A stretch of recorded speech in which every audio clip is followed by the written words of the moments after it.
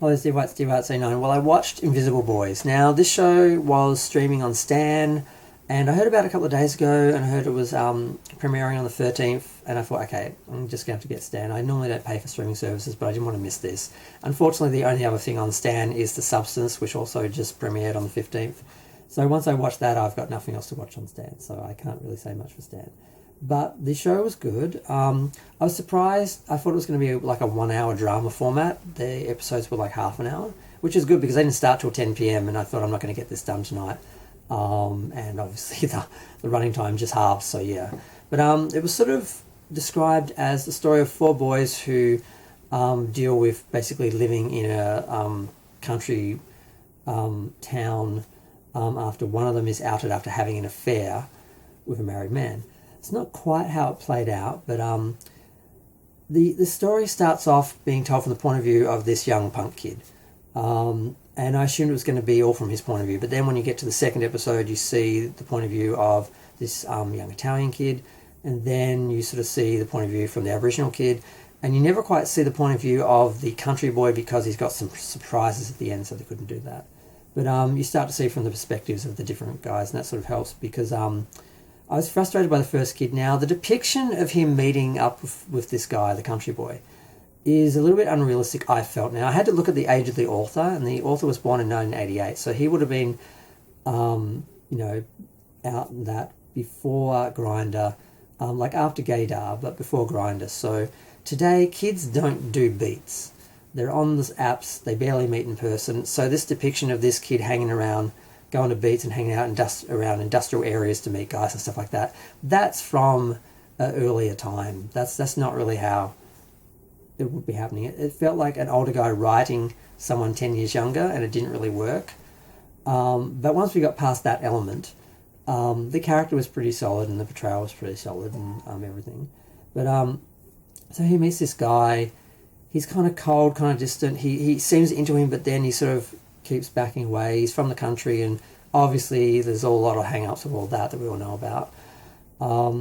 Now, the Italian boy is totally dominated by his mother. He's shamed. He's his brother's the golden boy, of course, the sports guy, everything. He's not.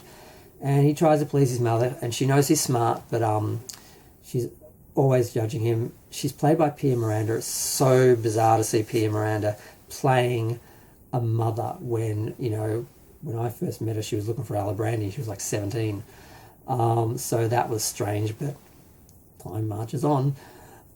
She's horrible. Now, I am not, obviously, part of an ethnic minority. I don't know what it's like to grow up being Italian or Aboriginal or Greek, but I've seen them all portrayed, and their parents are all nightmares. And the stereotype of the ethnic parent is definitely explored in this series, and I cannot comment on it because it's not my experience, but it looks like a nightmare. More so than us waspy ones. I think we have it just a little bit easier because we don't have the race issues on top of all the other issues and being gay, so there's an extra level there, I think. But so he masturbates on cam wearing his brother's like football jersey and stuff like that to get attention. And there's some scenes in this where we see people ejaculate on themselves or on mirrors, and it's really, wow, okay. It was a bit much. But yeah, so now the football guy bullies the Italian guy, who they act like he's a bit doughy, like a bit pudgy, but he's really not that heavy, but for gay standards, I guess he is. But the football guy's always bullying him, and that's because he likes him. Because as we know about the homophobes, they're usually gay. That's why they're attacking the gays to try and hide themselves. But he's got a girlfriend, and they're doing the purity thing. But she's a hoe, so she's climbing it every chance she gets. But it's not staying hard for her, so she gets a bit angry and does what most women do to men, emasculates him. No judgment there. But so he's struggling. He's actually having panic attacks, and he actually passes out at a drive-in. And actually, the Italian boy saves him. They eventually get together, which I didn't see coming. I thought he'd be chasing some jock or something, but he actually goes after the sensitive Italian boy. So they struggle with that, of course, because they have their connections, but then he goes back in the closet hard every time, and he keeps feeling rejected by it. Now, the punk boy is still talking to the country boy. The country boy invites him to the farm, he takes him to the beach, and but he keeps keeping a distance from him, and he's trying so hard to fit into his little world, and he keeps rejecting him, and eventually they go their separate ways. Again, we haven't really seen his story yet, and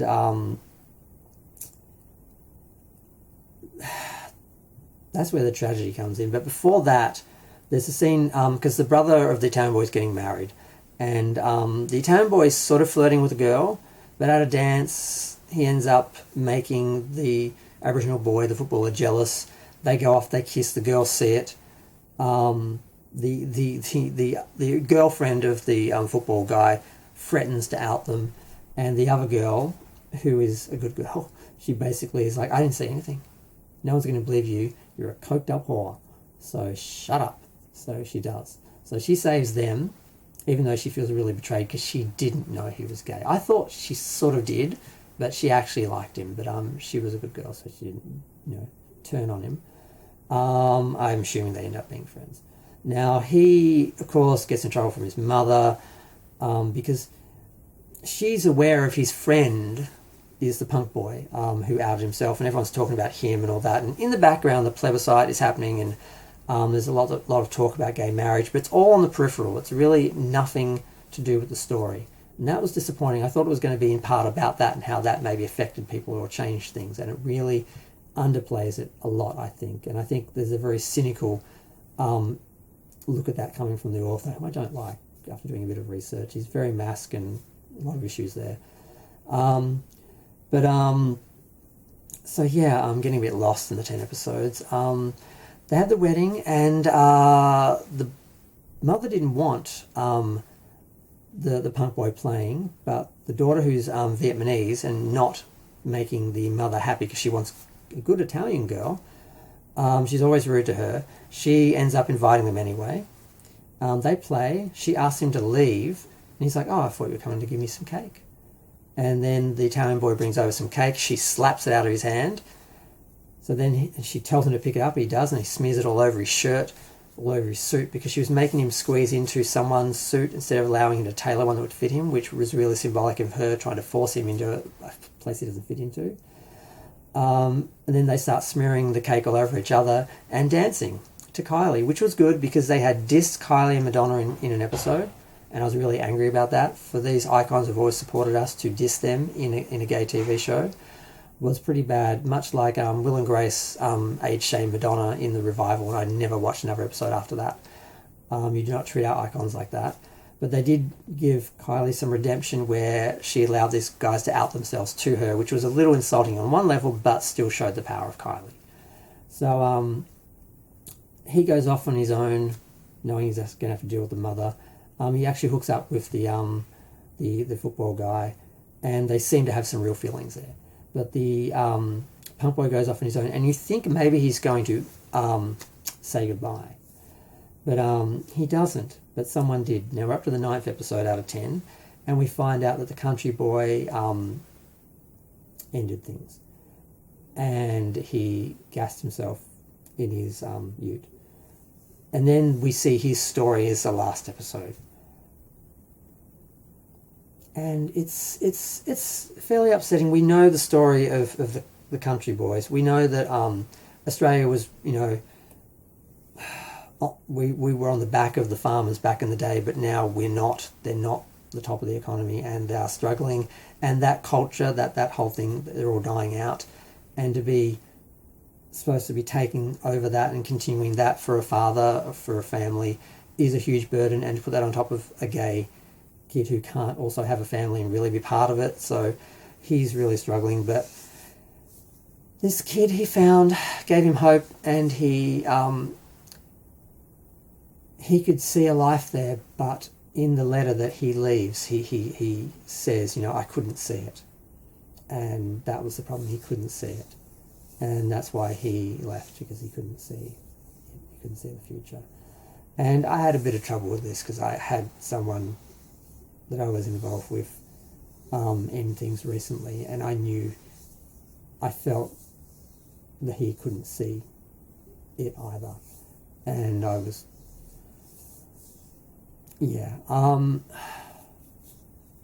and I made the mistake of asking a friend how he actually killed himself, because I didn't actually know that part. And he gassed himself as well. So not a good day to ask that and watch this. But that's the reality of gay life. We have to deal with some of us not being able to see a future. And so the last episode is picking up the pieces. The footballer guy, he actually, because he went on some sort of camp, he was trying to get into the league or something, and this white guy started messing with him, started suggesting he was there due to DEI, and he could see that he was gay, and he started to test him and touch him and that, and eventually rejected him, but he was messing with him, triggered him, and he sort of blew up on the field, and he thought he'd ruined everything, so he thought he was out. They're having a party, and the Italian boy comes over, and he's a bit surprised to see a whole family, a bunch of people that got the camera there and everything in case he actually gets the nomination or whatever they call it. So they go off and talk. He yells at him because it's like, you can't tell me you like me and then cut me off. You're hurting me. And he's like, look, I don't know what to do. What if I can't take you to the Brownlows? What do I do? You could be the first, but so yeah, they hear from outside.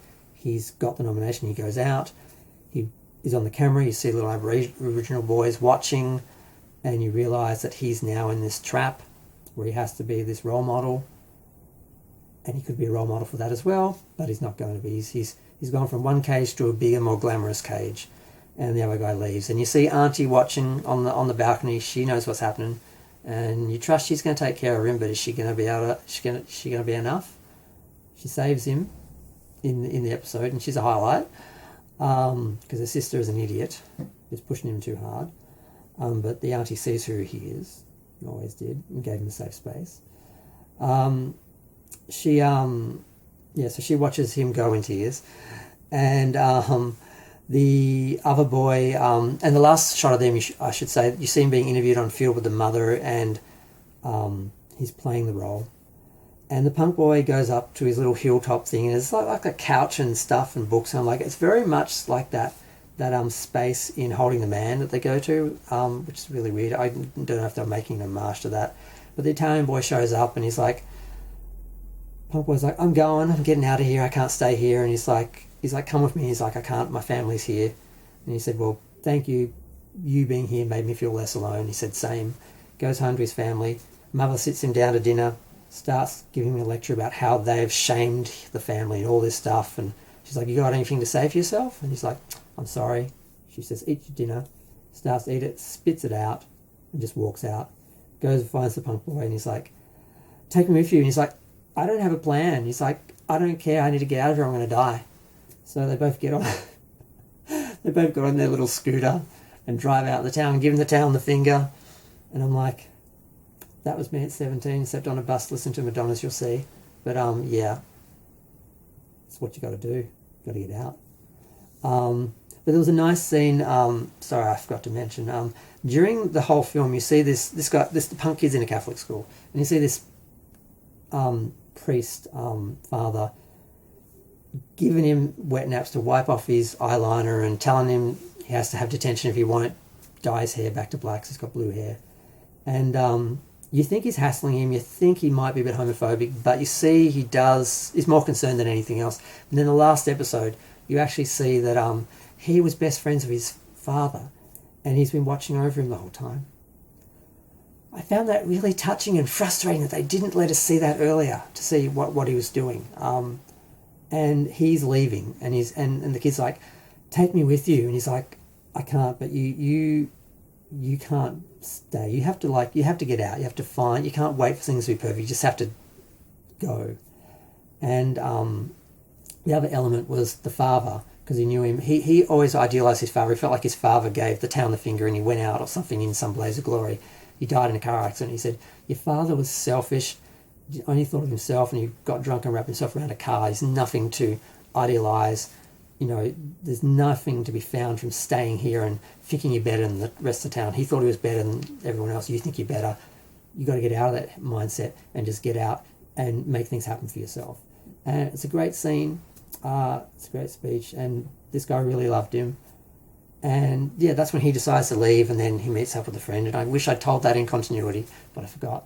And yeah, it ends with them, the two boys on a bike, going to the city, no idea what they're going to do, but the city will protect them, as they do. Like that speech in Priscilla, we slag it off, but it takes care of us. It keeps, is it keeping them out or keeping us in? Either way, it keeps us safe. And overall, it was a good show. I enjoyed it. I'm glad I watched it. I'm glad I didn't wait. I will buy it on DVD. Don't like the author, but you don't need to because the characters were okay. There are a few little elements that didn't work. I was sad they left the Aboriginal boy with no real hope, because now he's in that trap where he's got his dream, he's got his way out, but it's a cage. Will he get out of it, or will he get stuck in it? We don't really know. These other boys will be okay, because when I saw the punk boy was going by himself and he had no plan, and I'm like, you're going to end up addicted and on the streets or something. I don't want to see that happen. I don't want them to leave that open like that. But then when he had his friend, I knew they'd stick together, they'd take care of themselves, it was okay. Yeah, the country boy, yeah, his story, of course, was sad, and I guess they had to have some sadness because, I don't know, you can't really tell our story without that because of all the things, all the issues, and we all, know people that make that choice. That's something we have to deal with in the scene. But yeah, I liked it. It was good. Because we've really only had gay movies to this point now, I think about it. We haven't really had really long form storytelling with our stories, I don't think. So they did manage to get into it. Oh my god. The sex, it was not romanticized, it was not eroticized, it was not glamorized. It was too realistic and embarrassing, and I'm embarrassed as a gay man because straight people don't need to know. I mean, I think gay men give off this stereotype of we're all having this really hot sex, like when there's no confusion and issues of men and women and all that, and it's just a bunch of hot guys fucking each other, and it's like, no, a lot of the time it's just awkward. No one knows which role they are, what they're doing, how they're doing it, and it's always, at least in the beginning, it's always like that. And yeah, it was it was very realistic and well portrayed, but I wish it hadn't have been. I felt a bit exposed as a gay man. I had too many of those experiences. But yeah, I'm looking at 17 minutes for this review that no one's going to watch. But yeah, I just wanted to talk about this. That's what my YouTube is at this point now. It's just for me talking about things that interest me and having some YouTube therapy, because I found the whole thing a bit traumatic, and I had to have, Pom Pom, my emotional support penguin, was there by my side, struggling. But yeah, like I got a bit sad because I didn't really have any, I didn't encounter any other gay people when I was in the small town I grew up in. There was one teacher we knew was gay, and we teased him, and I teased him as well because I didn't know any better. Although he did protect me once. I was literally being beaten and dragged across the asphalt behind the school, and because he was in the science room, he saw out that window, he shouted and stopped him, but that was it. But I didn't really know any gay people. I left 17 a virgin and having no idea what I was doing going into the city by myself. But I wished I'd met a boy and got to experiment and work out what I was doing with them, like the Italian boy and the Aboriginal boy and the other couple. They both sort of had that experience as well. The closest I had to that was after a bunch of horrible experiences, meeting a guy who was a year younger, and I was 19, so he was 18. We had a little bit of dating. I had a little bit of nice before it all turned to shit at the end of that year. So I was sort of mourning myself a bit because I didn't get to have some of those experiences, but still relating to a lot of the experiences that these guys had. So I did feel like it really captured on some level the gay experience and the small town experience, and that some elements didn't quite click, but the rest did. So yeah, it was good. I think I'm going to have to make a shorter video. But I'm going to go. Feel free to share, like, comment, subscribe. Let me know what you thought of The Invisible Boys. I was never invisible. Like, the punk guy isn't really invisible. That's the funny thing. The other guys are invisible because they're in the closet. But he was always obvious, and he outed himself. I was always obvious, and I was outed. But the other boys were invisible. But on some level, we're all invisible, because even when we're out, the people we love still don't see us. But I'm going to go.